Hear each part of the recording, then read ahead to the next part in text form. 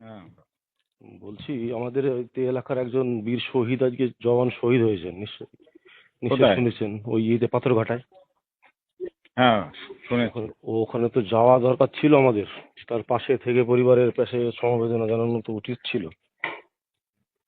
এখানে সিপিএম নেতৃত্ব ওখানে গিয়েছে, যোগাযোগ করছে, ওরা একটা বিজেপিকে একটা ব্যাকফুটে ফেলানোর চেষ্টা করছে। রাখো তো তোমার ব্যাগ ফুটে ফাঁকুটা। হ্যাঁ, তাহলে মুসলমান মসজিদে তাই কি হচ্ছে? এমনি যাবো তাই কি হচ্ছে? একটা ভোট ওখানে কি বেশি হবে?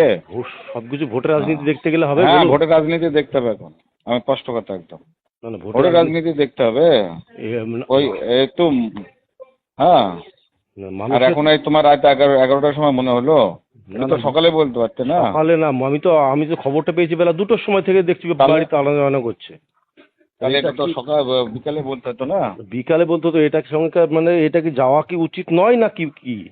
উচিত তো যাওয়াই হচ্ছে। ওখানকার আমার যে কার্যকর্তারা আছে ইতিমধ্যে হুম। তারা ওখানে গিয়েছে। পাথরঘাটার যারা দায়িত্ব আছে, ওই অঞ্চলের যারা দায়িত্ব আছে, একটা টিম না তার সে বাড়িতে চলে গেছে। সে তার ঠিক বাড়িতে আছে। যায়নি, এবার আমি ওই জন্যই বলছি আর কি। হুম। ওখানকার প্রদীপ পাল তো আমাকে বললো গিয়েছে।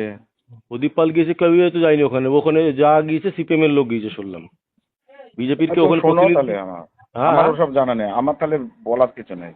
না না, ওখানে বাইরে থেকে কেউ যায়নি, আমি তো বলছি ওই গ্রামের লোকজনই গিয়েছে, ছেলেপুলে গিয়েছে, আর এখনো আসেনি মরাটা। না, মরাটা না আসুক, পরিবারের হ্যাঁ। পাশে গিয়ে দাঁড়িয়ে অন্তত সহানুভূতিটুকু তো দেওয়া যেত। দেওয়া